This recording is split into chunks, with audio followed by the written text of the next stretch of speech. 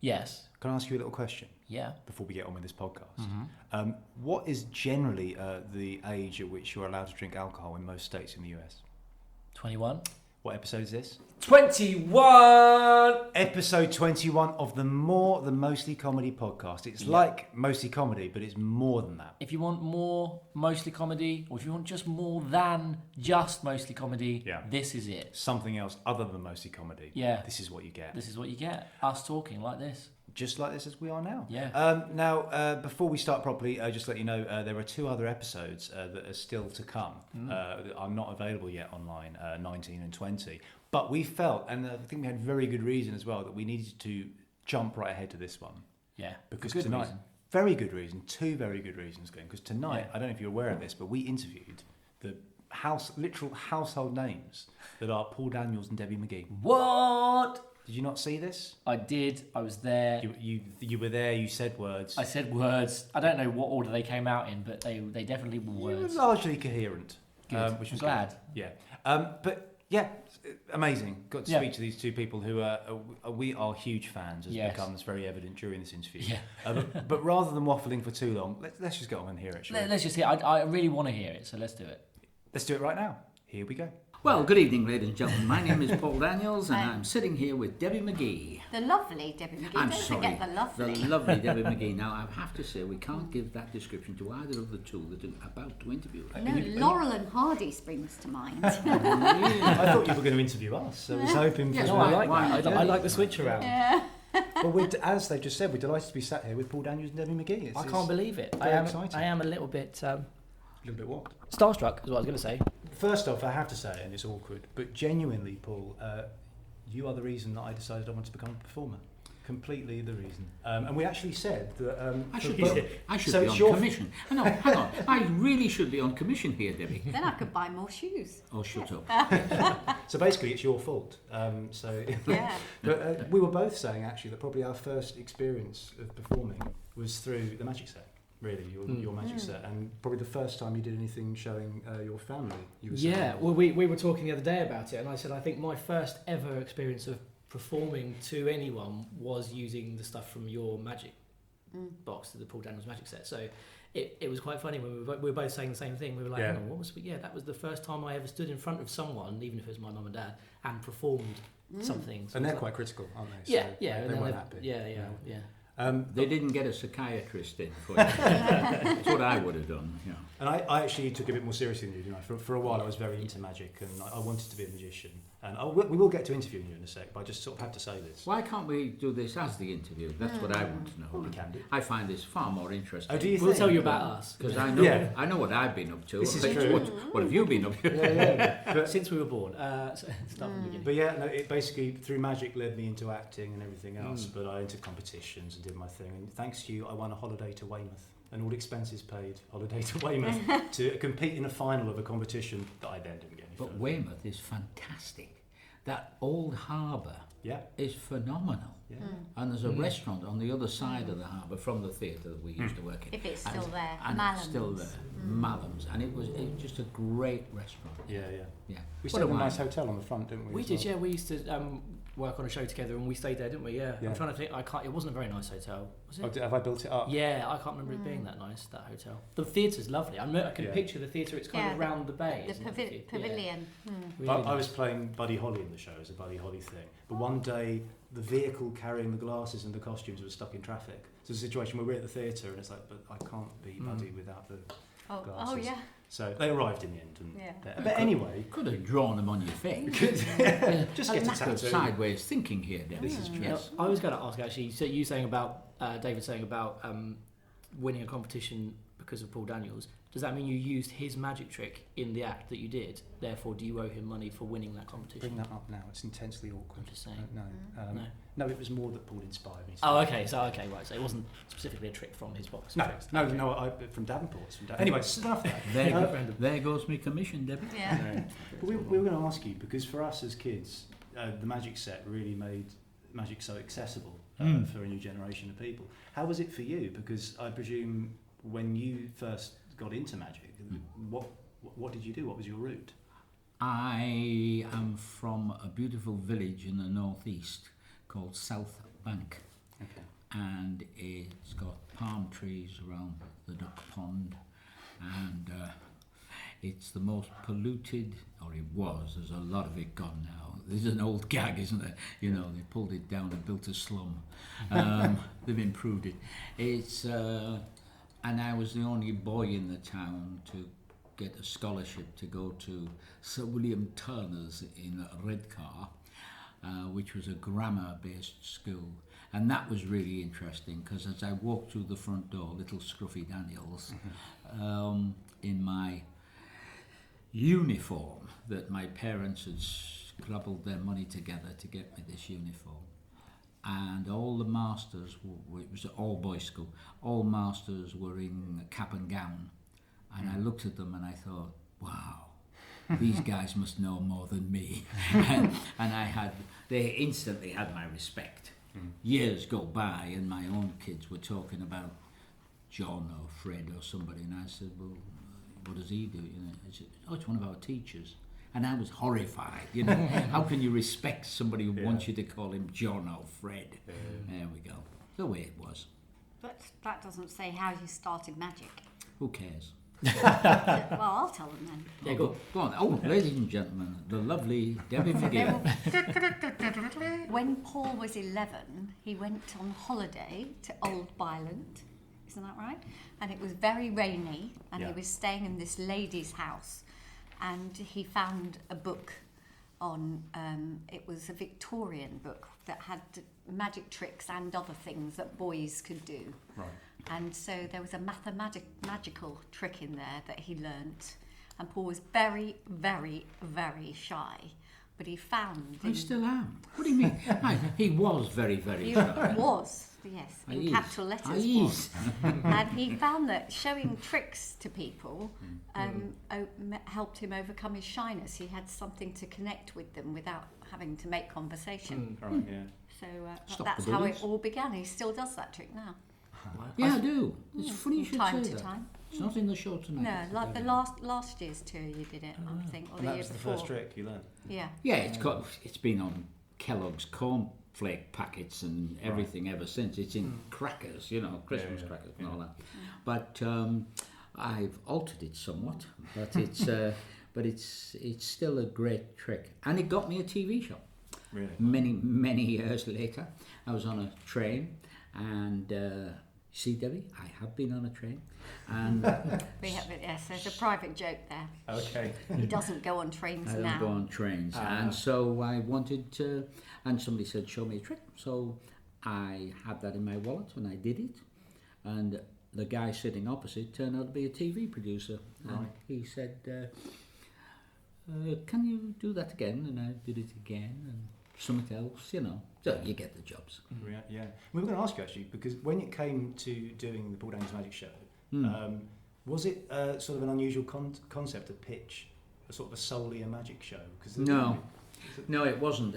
What happened was the BBC had a member of the Magic Circle as a producer, a man called John Fisher. Right. And John had already talked them into doing magic shows. And the BBC in those days had men that used to go out and find acts, and they would put them into this show and that show and the other show.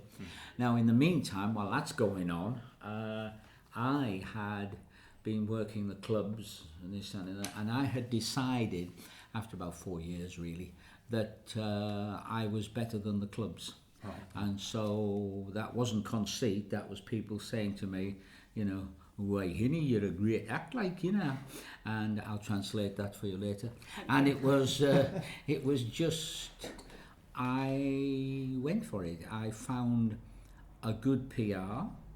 I found a person to hype me onto television. Right. And he did. And when I got to the Batley Variety Club, this poor sod had been sitting there for about 3 hours because it was a drum convention, right. And the whole stage area was covered in drums. And after about 3 hours of all of that, I burst on stage and he liked me. But he didn't have a place for me on the BBC, so he phoned Johnny Hamp, the executive producer of Granada Television, and he says, "You've got to see this guy." And it was Johnny Hamp that gave me the break. Right. Everybody says Opportunity Knocks. It wasn't. It was Johnny Hamp. Oh, okay. Wheel Tappers and Shunters Club, which is now for sale. You can see me complete with hair and really? everything. Yeah, really good. Oh, wow.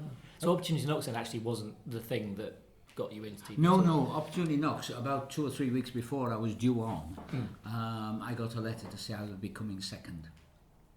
Oh, Oh, no. really? Hello, Wow, showbiz. that's interesting. Mind you, that from the way that they do things nowadays with Britain's Got Talent, things like that, that doesn't surprise me actually. Not thinking at about all. those No, now. I've never, since that moment, I've never believed in any voting systems on television or radio or anything. No.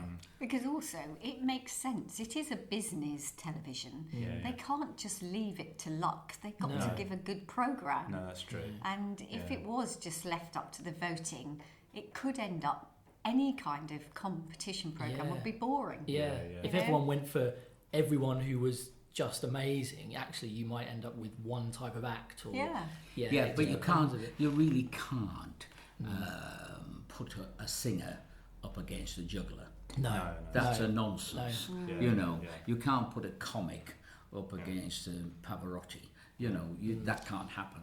I disagree with you somewhat in that I think that there is a space, and the BBC are probably the only channel that could do it, whereby you would have a family in Edinburgh, a family in Glasgow, a family in Manchester, Sheffield, Leeds, so on, and they would all vote like they vote on Eurovision Song Contest, and they would vote for the act that they like best, watching television, because it's a television Yeah. competition, Yeah. Yeah. you know? Yeah. And so, because you've got 4 untalented people sitting there criticising acts, totally influenced by the screaming and all the rest of it, Yeah.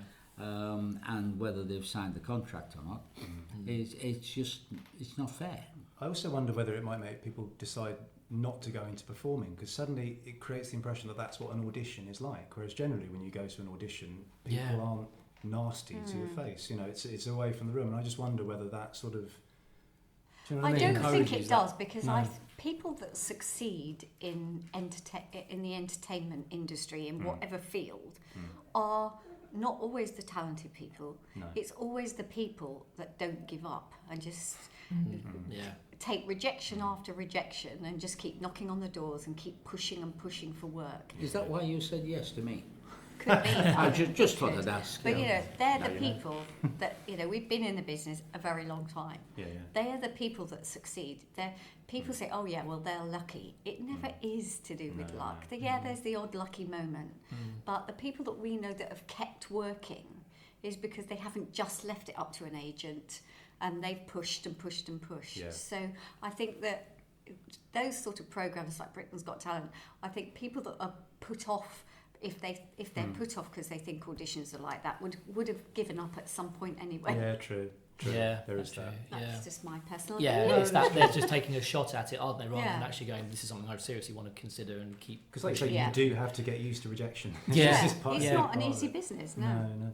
Was it when you started doing magic on telly? Was it very different to doing it on stage? I know you tend to have an audience with you, but No, what happened was I had,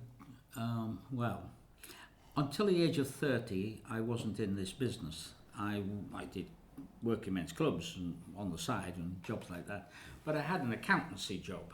And I observed that there was one guy in particular, Johnny Hart, and he was doing an act with budgerigars, you know, Yeah. parakeets, whatever you want to call them. And every time he was on, over a period of 2 years I was watching, he did exactly the same thing. right.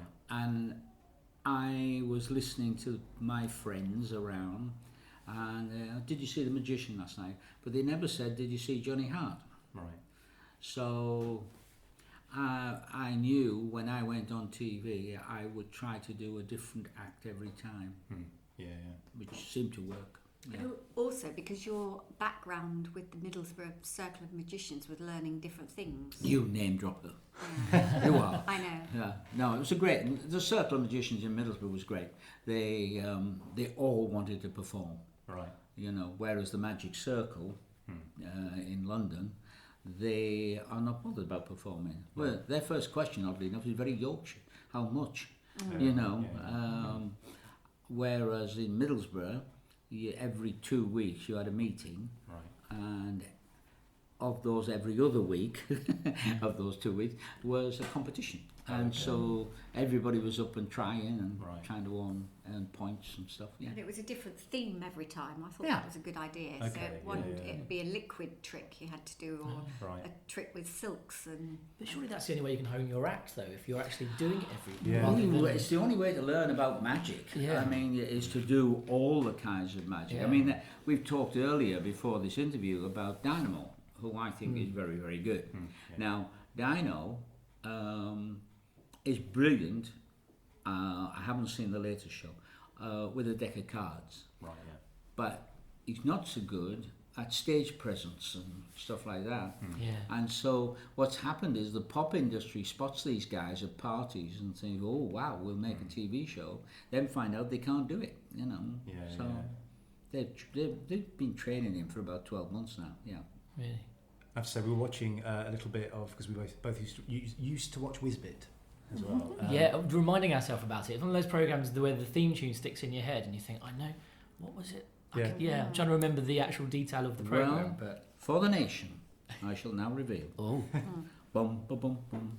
I invented rap. Ah, really? There we go. It's all my fault, folks. Wow. You know, you thought it came. My dad would be furious. Dark Continent, no. I got a letter saying I'm getting married from a girl. I'm getting married, and I'm trying to find the Whizbit rap.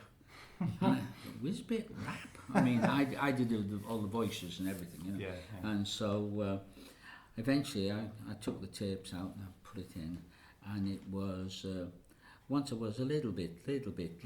Once I was a little bit, 3 feet high. That was it, wasn't it? Yeah. And it was me. And it was oh, I invented rap. There we go.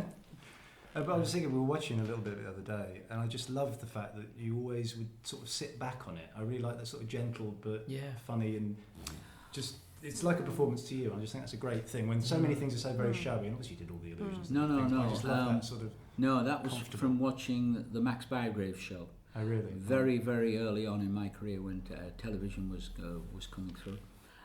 There was the Max Bygrave show, and in our office, fellas would say, "Did you see that violinist on the Max Bygrave show last night? Did you see the comedian on the Max Bygrave show last night?" And I thought, no, they're not talking their names, they're talking the Max Bygrave show. Yeah. So I always went looking for the best acts I could find. Right. Yeah. Did you, for Whizbit, were you in the Whizbit costume doing the magic? Oh, no. we were talking about this the other day because we were watching it, and I said, because I'd forgotten Whizbit did magic tricks, Yeah, that was but sort we of suddenly went, interesting. hang on, so I'm assuming that someone that you No, were... sometimes those were the hands of Pat Page. Do you know Pat Page of Davenport's a long time ago? right. Yes. Okay. Wee Scots fella, gone now sadly, but he was always around on the set, and he was also kind of a funny thing. He would be asked if he could come up with a solution to this problem because I wouldn't be there. I'd be doing something else. Right. Yeah. You know. And so it's, but the show cost money. Really? High production values in that show. Yeah. Well, I thought the sort of island or the city, the fish thing. Puzzleopolis. It looked great. It really looked. I don't really know how it flew, how it was, but it really looked really good. And Yeah. for that We time, built was it. like- For the time Yeah, being. it was quite ahead of its time in that respect, wasn't it? Yeah, we wanted to take on Disney. Disney won. And the woolly rabbit character, the 6-foot rabbit, was this 6-foot guy who lost something like 2 stone in the 2 weeks we were recording. The It was so wardrobe lady. hot. The wardrobe lady knitted that costume, Oh, no. and it was stuffed with foam, and this tall black fella went in, came out a lot thinner. It was really funny. Could be like a fitness regime. Yeah, absolutely. We've heard that with things like Teletubbies as well. I think they end up losing so much weight. Did you sort of devise it? Was it how did it No, come it about? came from Barry Murray. Barry Murray is a great magic researcher. Strange fellow. He was and still is a pop band producer, director, that kind of thing. But he's and he came at me. He had an interesting concept. If you've got people listening to this who are hard up, you've got to go way back in time now. He looked at how much he needed to exist for the year. What would pay all his bills? And back then, that was £10,000. And for £10,000, that would pay all the council taxes, phone bills, everything. And because he was involved in the football, he loves football, and he went up to Liverpool and recorded Matt Busby, I think, and made an LP. And he made 10,000 LPs and sold them at a £1 profit. I'm talking about net, you know. And to record Matt Busby, mix in sound effects from BBC broadcasts of football matches with the cop roaring and all that in the background, and to sell them, get them into the shops, pressed, printed, and he legged it around all the shops in Liverpool, and he sold from start to finish. That took 2 weeks, and he had 10,000 in the bank. That's the way to make money. He was a very creative guy. So the rest of the time he'd be writing and Everything doing else other was record projects. it was a bonus. Oh, and then he approached you, did he? Yeah, Suggested- we were already good friends.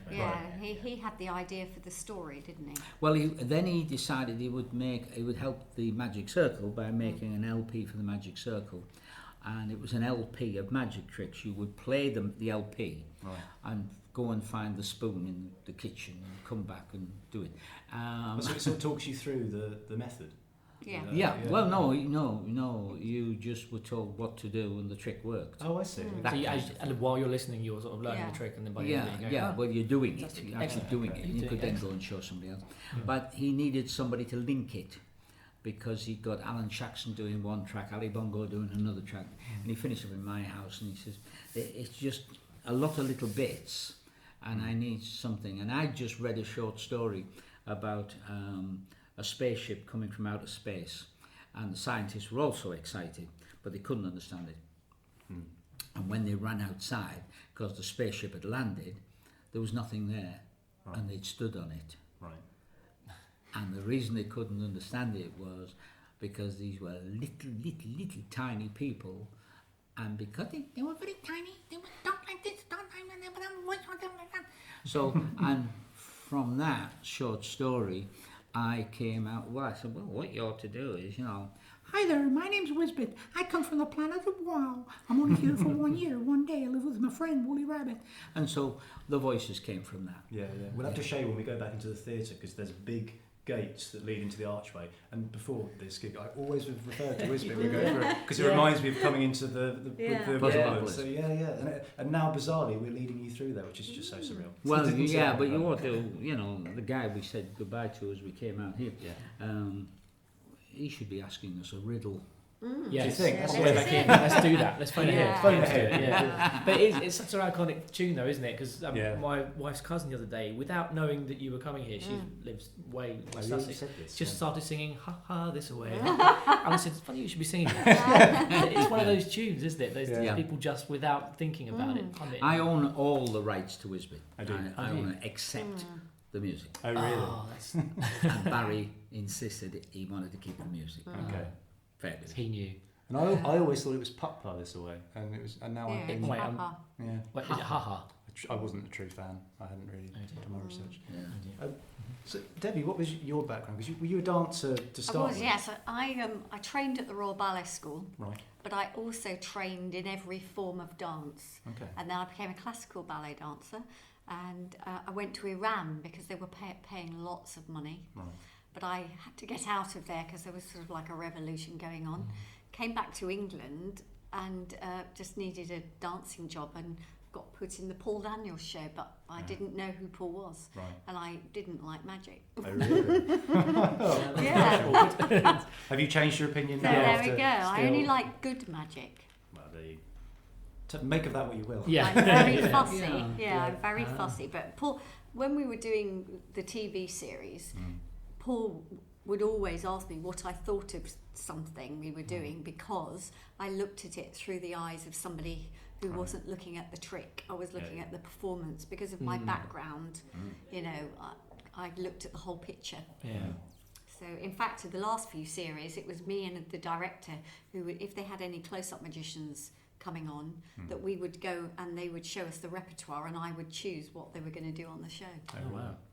Yeah, because Paul was too busy at that point. But, Yeah, it was very interesting 15, 16 years to get all the best magicians, if you like, certainly the best speciality acts, that kind of person, and it was astonishing how many name magicians really didn't cut it on camera, Right, yeah. including, oddly enough, Jay Marshall, Right, who was the dean of American magicians, right. and a delightful man. You've got to love any man that has on his coffin, this is a brass plaque that said, "This is not the first time I've died." You've got to love the guy. and he'd worked at the Palladium and all sorts as well over the years, hadn't he? I mean, he was a huge named act in America.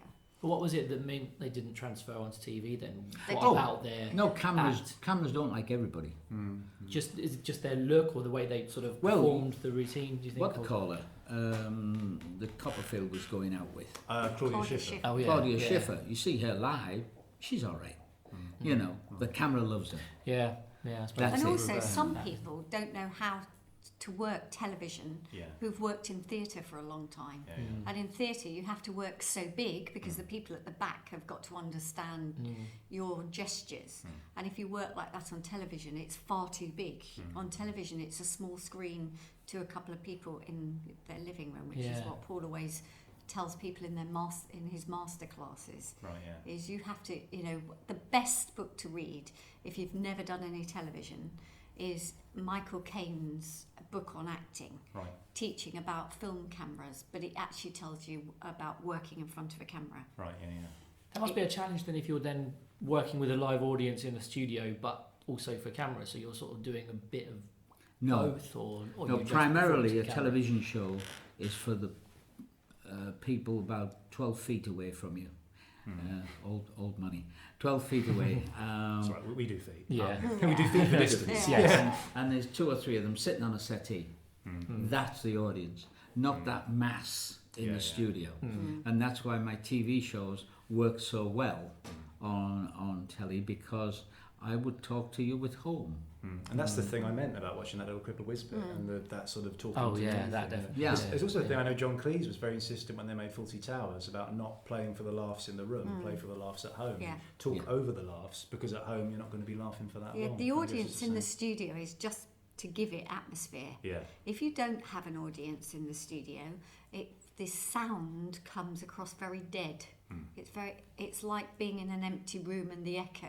Yeah. You can hear it. It's weird, but you can't you? Because we watch television now, and there are certain programs, and we go, there's no audience in that studio. Yeah. No, really. It's funny you should say that. Actually, we were talking the other day I know about where you're gonna go Wipeout, and I remember, I can't remember who it was, but someone told me there was a guy they knew that used to put the laughter onto, I think it was the Bob Monkhouse episodes of Wipeout. I don't know if that's true. Is Well, that I see, something that you- because I went to see a recording of you doing Wipeout many moons ago. Yes. And I remember there was a moment where you were doing one of the links, and it was meant to feed a clap, and I was the only one who clapped, and you laughed. And I do you remember that? Maybe it was just out of however many episodes of He Wipeout. used to. How many a day did Yeah, you make but of I those? really would be. I'll be deeply upset if you don't remember. Full So- day. For a day. Yeah. But that was to an audience, though, I guess. Yes, all Oh, to was an there? audience. Oh, yeah, well, of course, yeah. Yeah. They One would of say them. it. Yes, wasn't an just- audience of one, but he Yeah. was very useful. Yeah. You know, And we kept recording it and playing it back and adding Yeah. it on. And It's very interesting though going and how things have changed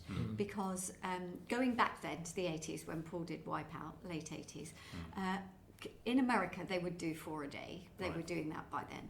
But at the BBC in those days, if you had a game show, which Paul had had a couple before that, they wanted you to do 1 a week, which meant they had to put the set up and take it down and put it back up again. And just not Paul, cost-effective. for a couple of years, fought with them and said, but why don't we just do them in blocks? And then eventually, when you did Wipeout, they gave in, didn't they? And now, of course, they all do Yeah, it. Yeah. it makes sense, doesn't it? Surely to have that. They always said it'd be too much for the crew. Oh, really? And they told the This crew, was easier. but they told the crew it'd be too much for me. Yeah. For real. So everyone. I think Yeah. it's just people Really? don't like change, do they? They like No. doing what they've got used to, and Yeah. that's the way it went. But I always found it sad watching the Bob Monkhouse episodes of it and knowing that there might not be an actual audience in there, and you think that's so. And I presume Particularly when he was a master of working with an Yeah. audience. So you sort of... He So was it's no, funny he was that- a master of working with live audience. Right. He Yeah, wasn't yeah. a master of working with yeah. television. No, I did. Yeah, Mm. I guess there was a persona that Bob Monkhouse had that was a little bit standoffish almost on No. television. He Only knew on the TV, yeah. He knew the camera didn't like him. Right. Yeah, we and, talked to him about it. Yeah, Oh, really? I talked to him about it. Yeah, He was froze him up a bit. He was a lovely man, and you know his famous books of all his jokes are written in. Yeah, we've actually seen them Oh, because really? Wow. a friend of ours inherited them. Oh, So really? he came round to dinner and brought them with him. Oh, wow. It's It must be fascinating. Because he was a great cartoonist. Yeah, so it's And- all little drawings. Little isn't there? pictures, drawings, speechy bubbles and all that. I've just been. I learned about him over the Edinburgh Festival this year because a friend of ours directed a one-man show that someone else we know did up there with, playing Bob Monkhouse. Oh, wow. A fantastic impression of Bob Monkhouse, amazing. But I sort of had to research a lot of it to do some of the stuff I did on the show, so it was amazing because I didn't really know much about Bob Monkhouse until then. I saw but- some lovely footage of a gig he did very, very late on in his life, and it was to other comics. Mm. And it's just Yeah. amazing because just Yeah. the respect in the room for one. Oh, It just, absolutely. It's just wonderful, you know, and also very different style of comedians as well. And you just, you know, there's the respect. Yeah, well, isn't Bob had a partner for a long time called Dennis Goodwin, and Dennis had the dream of being a stand-up, there? Right. and he did try it, and it was not successful. He was one of these people who can write it, but couldn't deliver it. Right. Okay. And I think that's the big problem with a lot of people that you'll even get here, Yeah. where they write it all, Yeah. but they can't deliver it. Yeah. Whereas in the old days, the writers would sell it to the people who could deliver it. Yeah, yeah. You know. In fact, we went to see in Edinburgh Jim Bowen doing the Bullseye show, and he was so amazed. And we was interviewing a comic as part of the show, and he was like, "Oh, you write all your stuff?" yeah, he was, and, wasn't he? and Yeah. he sort of couldn't get his head around it. But that's of course for that reason, because it That's was the a reason. different business, wasn't it? Yeah. People would write the stuff for you, and Yeah. it really has changed now. As two young guys, if you haven't read Bob's autobiographies, I think there's 3. Mm. That's a real lesson in show business Really? because of the work that he'd done. He wasn't always a stand-up comic. The writing that he'd done, you know, because he was in plays, and also it's just really he had such an interesting life. And you know, I mean, the BBC got letters from all over the country Yeah. When they took his program off. when they took his programme off. Yeah. Right, Bring right. back Bob Monkhouse, and this, that, and that. But they were all written by Bob. Really? Yeah, and he posted them from all over the That's country. amazing. Wherever he was appearing, that's where the letters came from. Genius. Oh, that's So if we went around the country and said, "Give Doggett Give an Doggett Ephgrave a- a television show," Yeah. that would do you work. think it probably? Well, it might.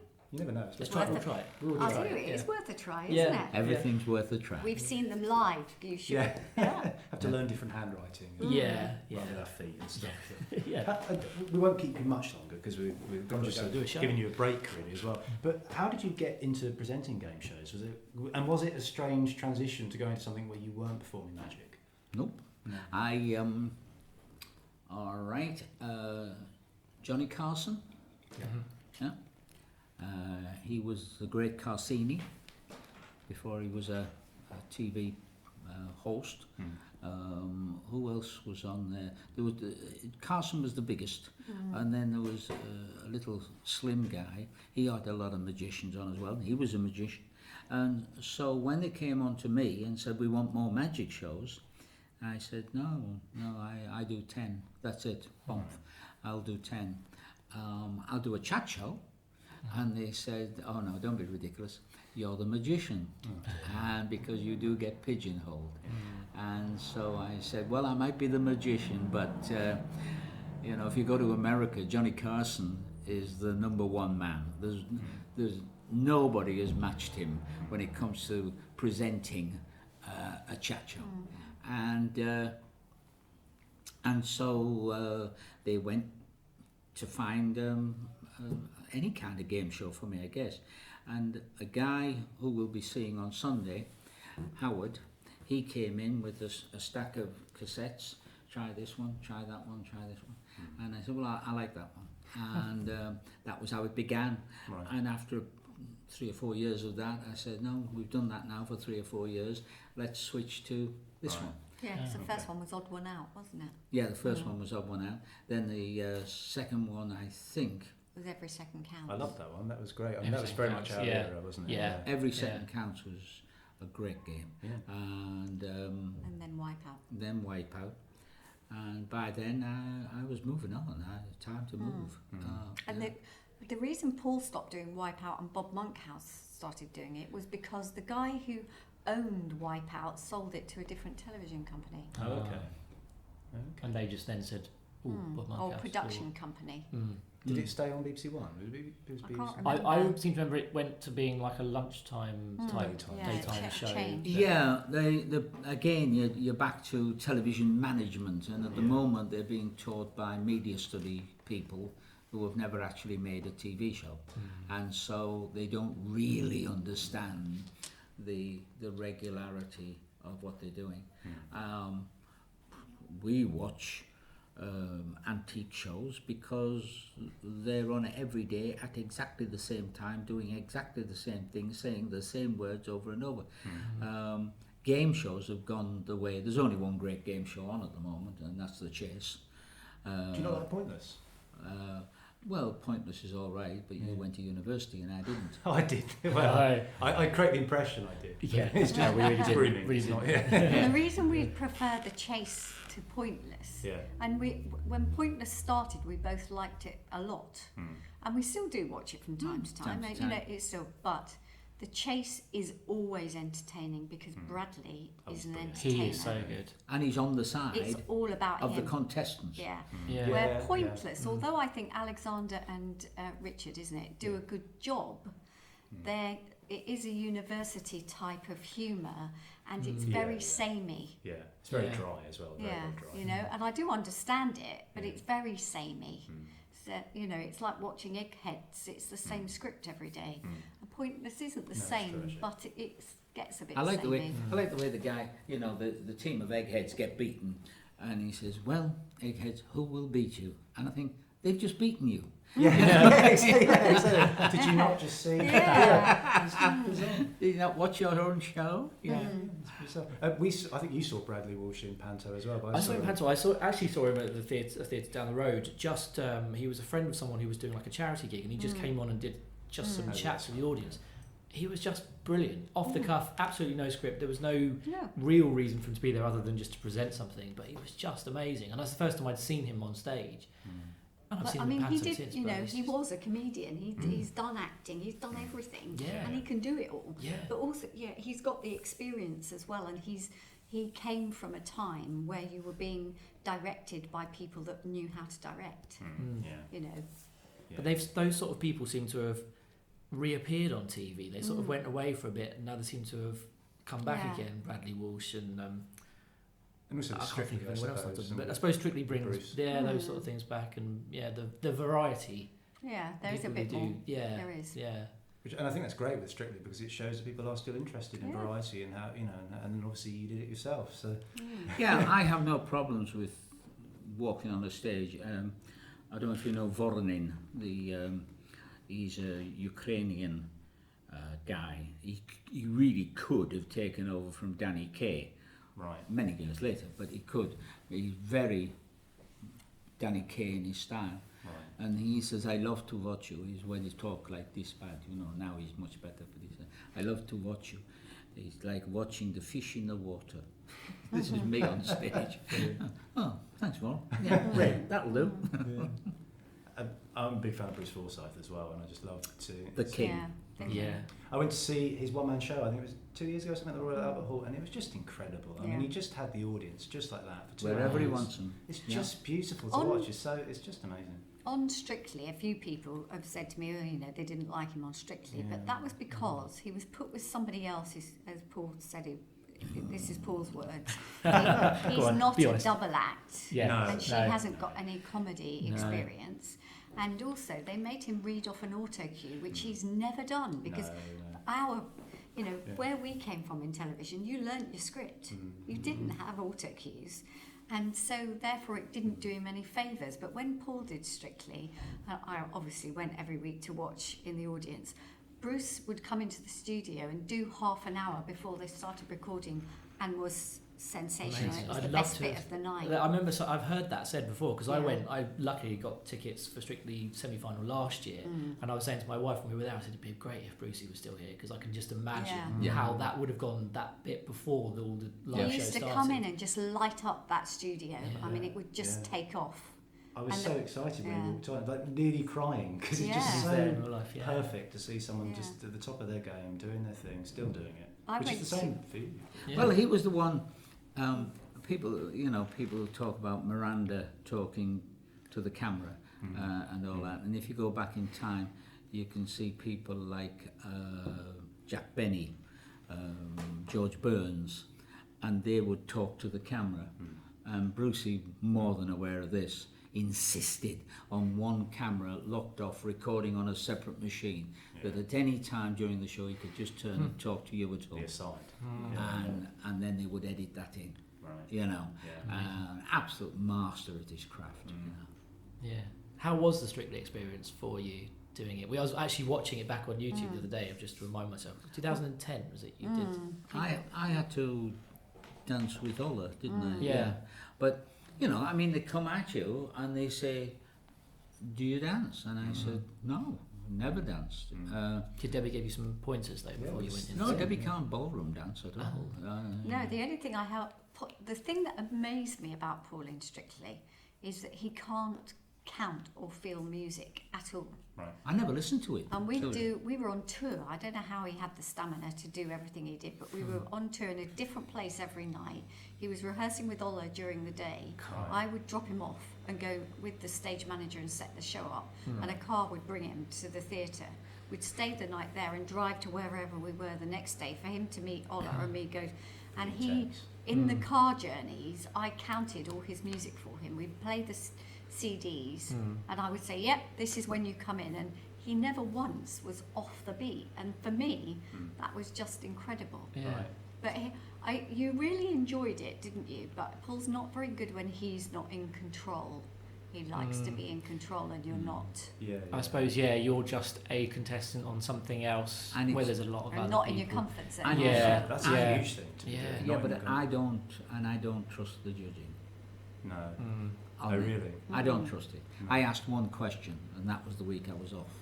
Yeah. Really? That's a bit terrifying. Isn't it? Well, no, it wasn't that. It was, it was very simple. We were banned from going in while they shot the finale routine. Okay. And I said, well, why can't we go in? Nobody knows who it's going to be. And two women came from upstairs, almost old enough to drink legally, and they said they were the people that got the. We're the only ones who know the results. Okay. And goodbye. Yeah. And it's a television show. It's the same thing. Isn't it? So, but that finale routine. Well, they were rehearsing the finale, weren't they? I see. That supposedly would have been done after the results had been given. That's interesting.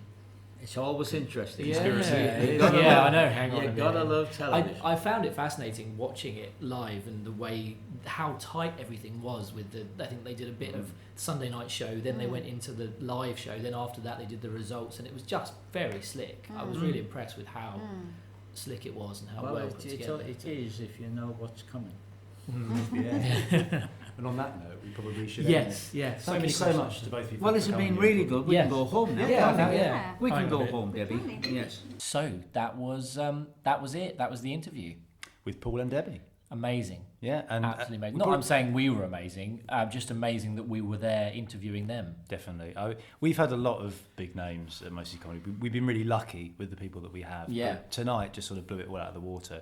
Yeah. It's just mad. There's so many moments watching it, and you could really genuinely tell that the audience were in awe tonight. Yeah. That, you know, and it's They were excited right from the beginning. I think when we first came on stage and we were talking about him, there were some people in the front row. You could, I don't know. It just there was a really good vibe in the room. Yeah. And then it was just so exciting, and for both of us, it's like a dream come true. Really is. And they were lovely, really lovely, as is self-evident in that interview. Yeah. And we said this, we talked about this earlier on. You know, these people, you know, they've played Vegas, they've played Broadway, the West End, and now they've played a glorified shed in Hitchin in Hertfordshire. Yeah. Ridiculous. Yeah, they've done it all now. They have. That's a retirement. It's got to be it, isn't it? That's I, got to be. I would. In fact, I think I might. Should we give up tonight? I think so. I mean, we don't need Broadway, Vegas. We don't need all that stuff. You know, No. we've done the Market Theatre in Hitchin. Exactly. Goodness That's sake. top of our CVs. Yeah.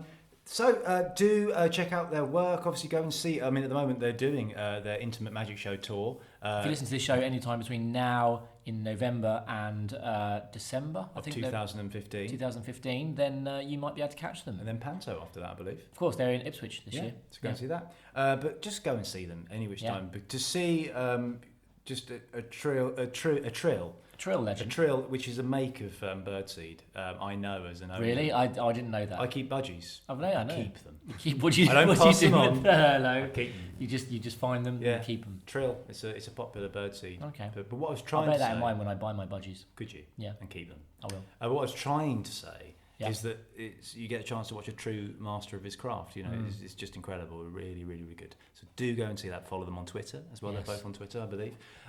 But also make sure you check out the other episodes of the More Than Mostly Comedy podcast. Oh yeah. There are blooming millions of them, Glyn. There are, yeah. In fact, if you're downloading this one from iTunes, you can probably just subscribe and then you'll get all of the other It's ones. genius. All of the other ones will just appear on Yeah. your phone like magic. As if Paul Daniels did it himself. Yeah, clever. And there's interviews with people like Arthur Smith. We've got Richard Herring. I believe there's two of those. There's Yeah. Sean Hughes, John Thompson. John twice, Thompson, isn't for there? goodness John sake. Thompson. Yeah, do you not remember that? I do remember that no, very but well. I'd say, isn't that the same night that we had Catherine? No, that was a different night.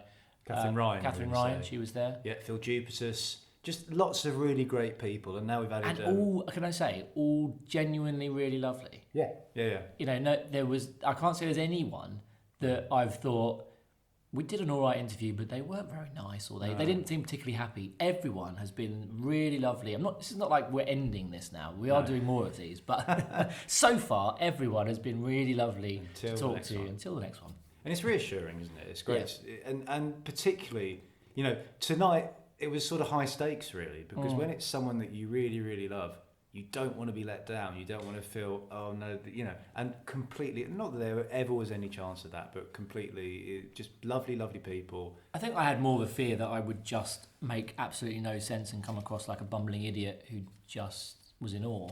Glyn, you did. I probably did. You did yeah, do that. yeah. I was going to say, actually, the only people that probably we've not liked is each other in these interviews. We tried. Well, the reason why we sit next to each other and not opposite each other, just so we don't have to have eye contact and we don't have to.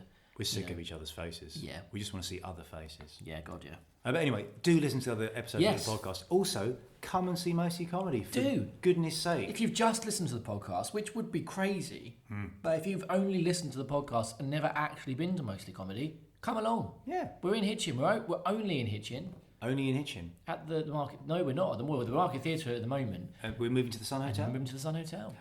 Hitchin, 30 minutes out of from King's Cross by Yeah. train. Come and see great people for a cheap price. You know, Gotcha. next year, 2016, we've got Stuart Lee, Norman Lovett, Arthur Smith, Henning Venn, who we haven't had for a while. No. Really, really good people.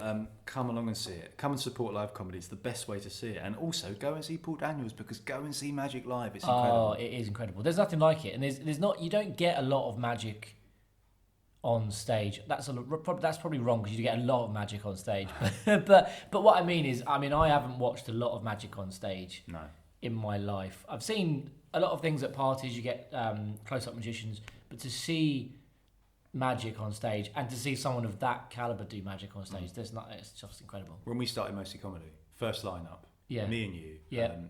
our friend Steve, Yeah. who we share our radio show with. And Paul, who's a good friend of ours. Paul Harry Allen and Spandex Ballet, local, but all a really, really great lineup. Yeah. £3 to get in, those people. Yeah. Now, if you said to me that 7 years later we would have my childhood hero, in fact, both of our childhood heroes, playing our comedy club, and just to even introduce him is just, do you know, what? Yeah. These things are not supposed to happen. No. But it's nice that a little bit of our childhood came back tonight and said hello, you know, and stayed. Exactly. And he did literally say hello. It did, like and I could have worded that better. Anyway, we have rambled on. We've rambled on. We've drunk too much. We've eaten too many sandwiches. There's a plate of sandwiches. I'm going to in eat front all of of those sandwiches. Well, you're going to have to because it's all meat now, and I don't eat meat. Oh, there we go. So I'm going to watch Glyn devour these sandwiches. I am. Join us next time Yes. when hopefully, provided we get time to do it, we'll have an interview with Sean Hughes. Oh, that'll be exciting. Should be exciting. Yeah. Or listen to the other 2 interviews with Sean Hughes. Yeah, We've already had. he's already there. He's already there. We've rabbited on. Go and do something else now. You've listened to this. Go Yeah. and do I something mean, if you're else. still listening to this, then good on you. 'Cause, Well done. You're obviously waiting for something that's never going to happen. But, Yeah. you know, good on you for listening. Should we just never finish? I think we shouldn't. I mean, I can say mostlycomedy.co.uk. Those are words. Yes. That means go there. There's stuff there. You'll find out about all our forthcoming lineups. You know, I said we should carry Twitter. on. I think that's the point we should stop. At Doggett Ephgrave, Twitter. Yeah, follow us on Twitter. Individual Twitter accounts. At David_Ephgrave. Yep. At Glyn Doggett. There we go. Yeah. That's it, really. If you don't want to follow us, Anything else. plenty of other people on Twitter. You can. Yes. But I'm going to watch Glyn eat a lot of sandwiches now. I'm going to do it now. Do one now. I am. I'm going to time you. This He's is gone for a definitely- rap. He's gone for a Are we rap. doing this? Okay, we're doing this Yeah. on thing. Okay. Yeah, go. How is it? It's nice, but there will be a horrible sound, and if people haven't switched off by now, switch off now, Yeah. please, because I would. And sorry, can I just say one more thing? Yeah. If nothing else, tonight was worth it to have Paul Daniels sing the theme from Whizbit in the same room as us. My highlight. Yeah, I've never in my life did I think that would happen. And The word there was highlight, by the way. Yeah, how is the rap? Very nice. And that's how I linked it in my mind, because he was talking about inventing rap. It all makes sense. It does. Full circle. Full magic circle. Yes. Bye. Bye.